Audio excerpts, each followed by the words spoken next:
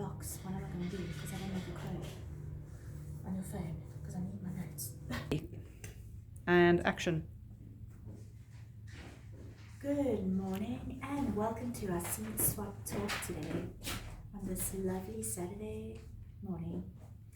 I'll be showing you a bit of Starke Ayres products. Okay. So we're going to talk about how long it takes to reap a harvest in some of the seeds that we plant. Sometimes it can take between 75, 80 days, 90 days, 3 months. It depends on what you're planting. One of the things that grows very, very fast from Starke Ayres products would be radishes. Very, very easy, very fast, very fun to grow, and they harvest very, very quickly. You can even get it in a few weeks, literally.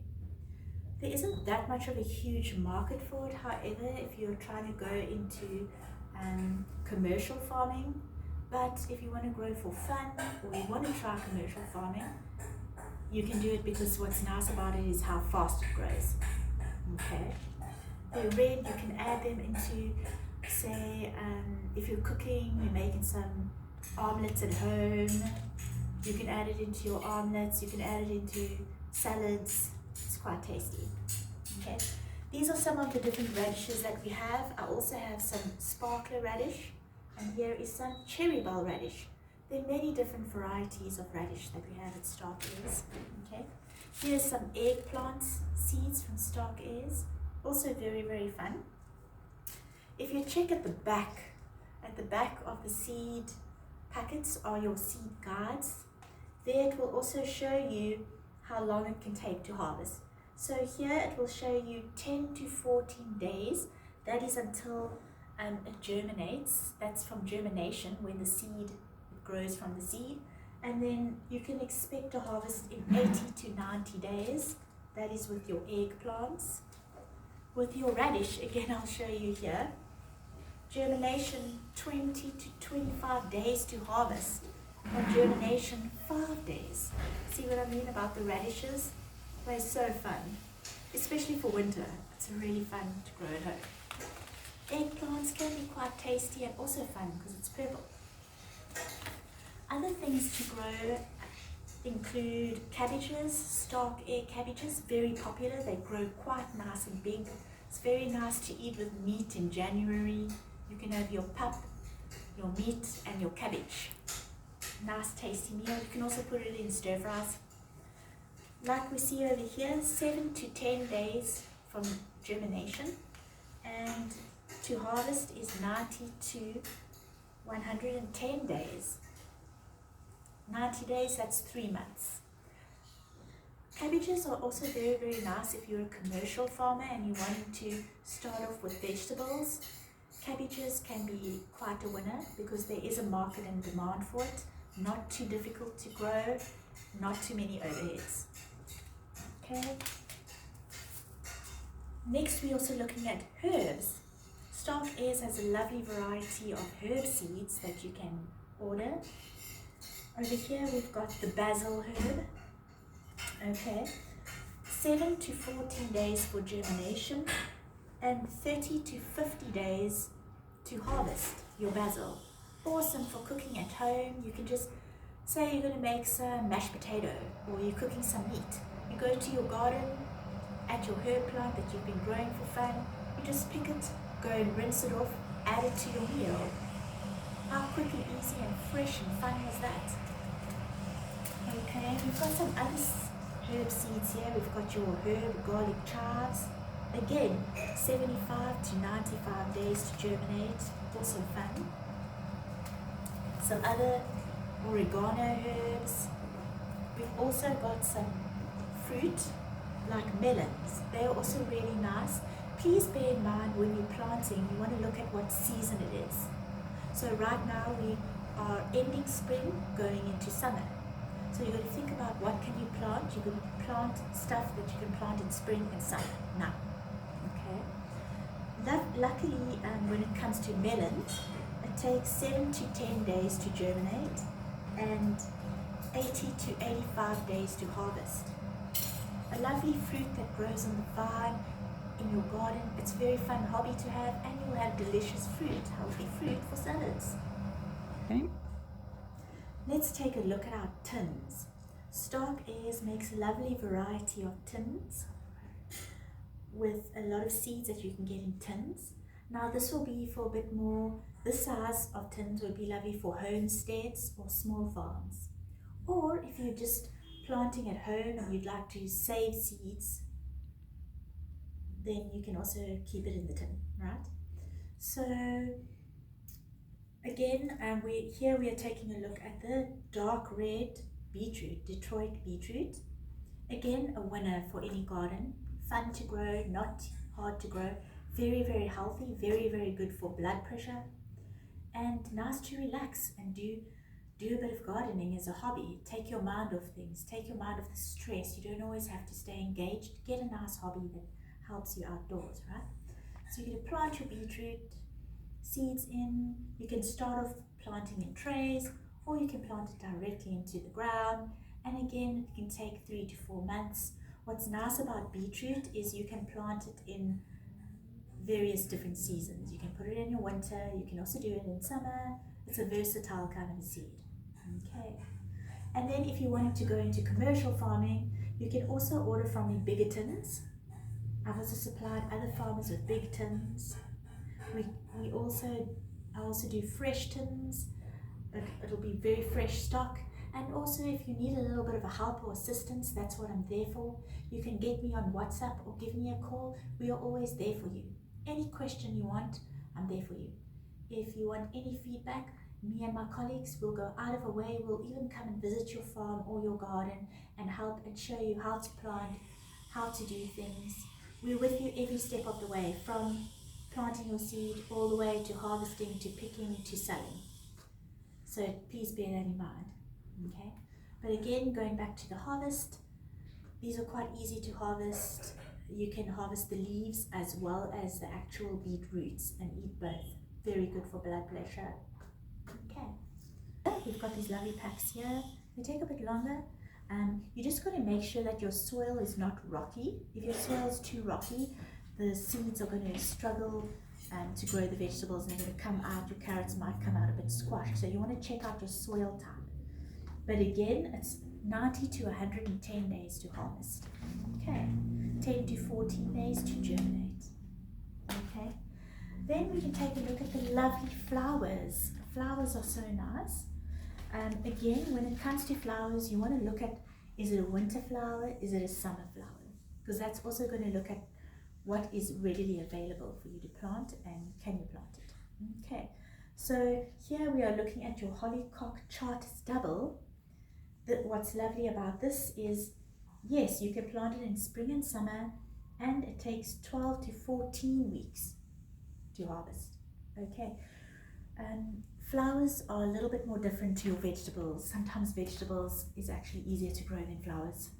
Flowers take a very long time, and they can be very, very finicky about the sun and watering. So just bear that in mind. It's a different ball game, but it's still very fun and beautiful if you want to make your garden look beautiful. Okay. So again, let's take a look at this pea pollinator blend. It takes 12 to 16 weeks until you get a harvest. Very, very long time. If you add that in months, that's 3, 6, 9, 12. That's 4 months until you get a harvest.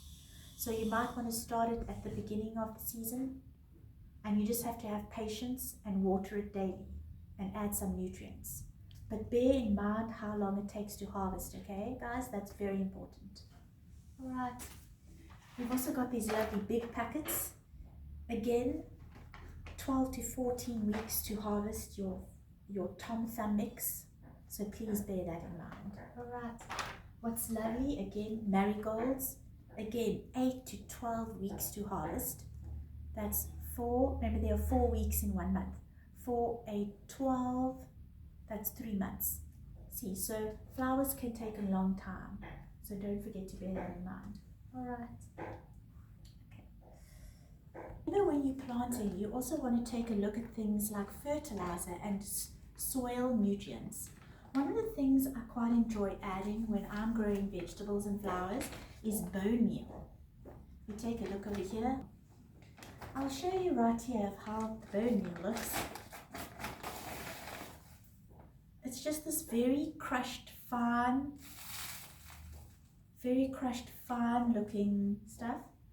I'll show you when, say, you're mixing it into your swirl. You put a bit on, but just bear in mind when you put it onto your swirl, you have to mix it in. You can't just put bone meal on and not mix it in. You must always mix it in. So you see there, I mixed it in, and then you add a bit of water. You have to mix it in, else it won't work properly. Always bear that in mind. Mix in your bone meal. Okay? So bone meal stick. It's organic, it's 100% natural, and it's not expensive. You can keep it for a very long time and use it sparingly.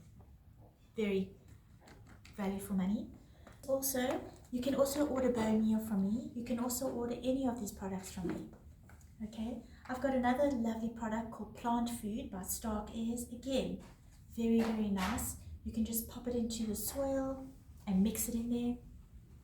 You can dissolve it in 5 liters of water.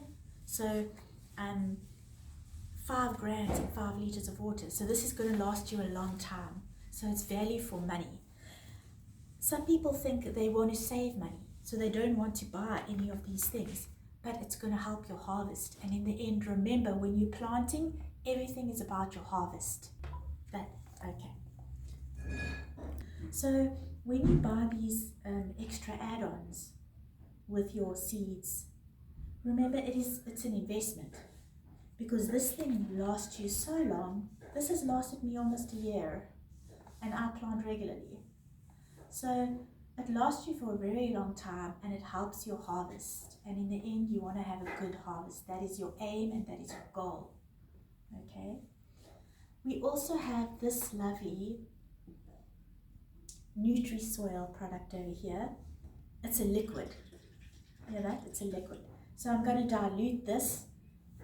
Also, again, diluting 10 milliliters of water into 5 liters of water. And then you just pour it, and you can pour it as a liquid fertilizer. Very, very nice. Okay. So those are excellent products and excellent things to use. Yeah. When it comes to pricing, and if you want to know any pricing, you're more than welcome to pop me a message and I'll get in touch with you. Our prices are very affordable. That's one of the benefits of shopping with Sunny Seeds and Farming and Jessica. We try to make things affordable for you. Okay. So, talking again about the basics. When it comes to planting, remember the basics include things like turning your soil. When you're getting ready to plant and you've got your soil, you're going to first turn it with a spade. You're going to be turning your soil. Then you're going to add a bit of nutrients into your soil with your bone meal. And then you turn it. You water your soil a bit. You're getting your soil ready for planting. After that, over a couple of days, then you get ready to plant. Just remember those basics, okay? Always get your soil ready. Your soil always needs to get ready, okay? With nutrients, and always plow. You can, if you don't have fancy equipment, I didn't start off with fancy equipment either. You don't need to invest millions to start planting. You can use your hand, just use your fork. Keep your costs low. You don't have to go and waste money. Start off small. Think of your harvest. You can sell and make money from it. You don't want to put too much cost in. So turn your soil with your knife, with your spade and with your fork. Turn your soil, loosen the soil, rake it, add water, always plow. In the Bible, there's a lot of farming tips there. It always talks about plowing. He who plows his land will have plenty to eat. Plowing is very important. If you don't have a fancy plowing machine, that's fine. Do it with your hand. It's not too much work. Anyone can do it. Okay. And water, guys. Remember to water. The best time to water is first thing in the morning. Water your vegetables first thing in the morning at 7 in the morning. Okay, I've got a watering can here. Water before 7 a.m. That way the sun will not damage your vegetables. Okay, so you're going to get a watering can like this. They're very cheap. We also sell them if you need. And you water your vegetables before 7 a.m. in the morning. Okay, that way the sun will not burn your vegetables, because you don't want the sun to burn the water on the vegetables. Okay. Okay. Drought is always an issue. People are always concerned. Is there going to be sun? Is there going to be drought? You've got to look at the rainfall in your area. What is your climate like? If you're in Gauteng side and KZN side, the rain comes more in the summer, less rain in the winter. So you're going to bear that in mind for watering. If you're in the Cape side, the Eastern Cape and Western Cape side, the rain comes more in the winter time. So you've got to bear that in mind for planting. You might want to start saving water in the winter, so when summer comes, you've got water in your rainwater tanks. Alternatively, you've also got to start thinking of things like sparingly, watering sparingly. When there was less water, unfortunately I had to water every second or third day. When it was raining a lot, I watered every morning before 7. Little tips like watering before 7 in the morning and watering sparingly when it isn't raining, that helps you still maintain growth on your plants as well as conserving water. Other ways to make sure and help conserve your water would be covering. You can cover your soil a bit with organic matter, be it little stones, be it something that can still let your plants and soil breathe, but that helps you conserve water. But remember that you still want your plants to be able to get sun from photosynthesis. Why? Because the sun produces photosynthesis activities on your plants. It needs sun. Okay, so you can cover it, but don't cover it too much in the sun. Okay. And also research what is the climate like in your area, when can you expect rain, and try and plan accordingly. Yes, this might sound like a lot of work, but if you do thoughtful things in a strategic way, you will save time, you will save money, and you will make sure that you have enough water. Never be too afraid to plant. Never think to yourself, I'm not going to plant now because of there not being enough water. Always think, I always want a harvest. You will only get a harvest if you're planting. There are always ways to work around water. Water less frequently, cover the soil, save your water before 7 a.m. and there are many other tips. But those are the basics. Okay. I'm going to show you now and demonstrate for you a seedling mix that we have. We also make the seedling mix and we sell it. And so over here, I put some in the tray. This is a seedling tray over here. Okay. So basically what I did earlier is I filled the seedling tray with the seedling mix. Please make sure that when you're filling the seedling tray, always make sure that you fill the seedling tray to the top. Okay. Unfortunately, I've also tried before, and my colleagues at the seed cavities have shown me before, unfortunately you cannot fill it lower, else your seeds don't grow properly. Okay, so you have to fill it to the top. If you're wanting to conserve your seedling mix, you can add more compost or cocoa to it, but just be careful what you add, because remember, this is nutrients. Your seedling mix is one of the most important things when you are planting your seeds. It must be healthy, okay? It must be full of organic matter, and it must be healthy. One of the things you can also add is chicken manure. Okay, very, very, very good for the vegetables, according to my colleagues at Starke Ayres. As well as earthworm manure is also excellent. The seedling mix has earthworm manure in. Manure is very, very healthy and very cost effective and affordable. Okay, so here is part of our demonstration I planted some of this kale foods. Okay, kale is known as a superfood. It's very, very healthy. It's not that tasty, but very, very healthy. Okay, so we're going to take a few of the kale seeds. This is how the kale seeds look. Small and round. You don't want to waste too much of the seeds.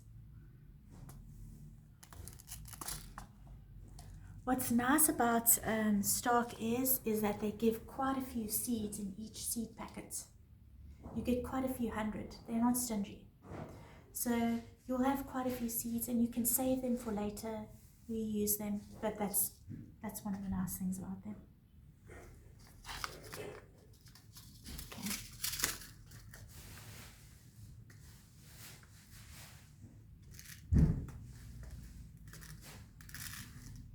Okay, so we've got a few of the kale seeds still in the hands. So I'm going to show you how to plant in demonstration. So you've got your seedling tray and your seedling mix. You just take your finger and you just make a little hole right there, not too deep. Okay, then you just pop your seed in. 1, 2. So your seed's in there, then you just take this swirl and you just cover lightly. And then we always try to make use and make sure that there's enough seeds in here, and to make sure it demonstrates that it's definitely going to come up and germinates. So we take our finger and we put it in a bit deeper, and then we pop a few seeds in. Okay, now bear in mind you also want to make sure that you're following according to what the seed guide says.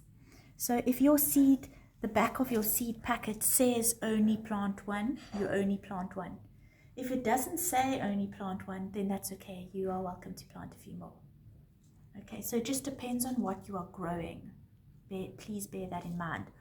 Always follow what your seed guide at the back of your seed packet says. Okay, so this packet says spring or summer. You can also plant it in autumn or winter. That's one of the nice things about kale. You can plant it all year round and it's a superfood. It says it must be in full sun. And then it also says you can do it in seedling tray or direct. If it says no seedling tray direct, try and follow the instructions. But most of them allow you to plant in seedling trays. Okay. So again, we're going to put a few more in. Go into this side, pop in there. I usually just do 2 to 3 seeds, then I cover. Pop in here. 2 to 3 seeds and I cover. And then over here, 2 to 3 seeds and then I cover. And then over there, there's some more seeds here in my fingers. 2 to 3 seeds and then I cover. See, so you've made use of your tray. How easy was that? See, you don't need to be a special fancy person to be able to plant. Anyone can do it. And it didn't take that long either. There you've sowed your seeds. Look at you, you're like a gardener and farmer all in one.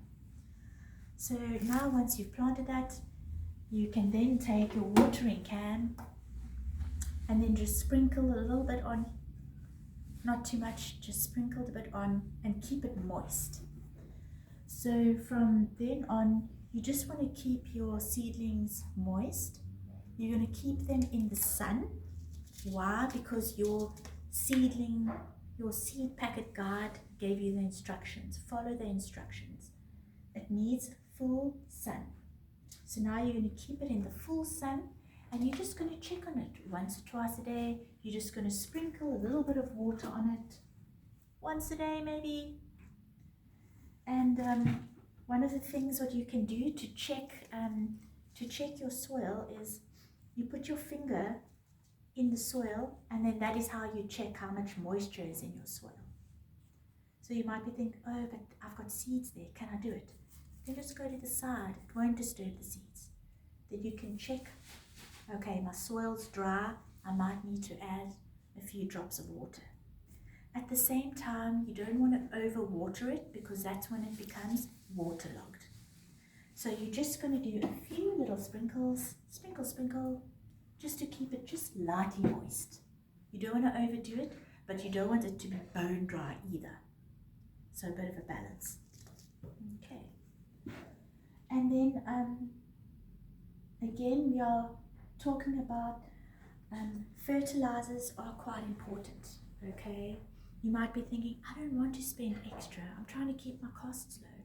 Yes, you are. But remember, again, this has lasted me well over a year. So it wasn't like huge. It's not a huge cost. Don't worry, you're not going to be buying one of these for every single crop you're doing, you know. And again, when it comes to fertilizers and things, you're only going to be adding once every 3 to 4 months, okay? You're also going to follow your guide. You can't use too much fertilizer on your vegetables, else you burn them. So you can really only add them like every 3 to 4 months. But we really encourage you to add it because it makes your plants healthier. Okay. And then just water it and voila.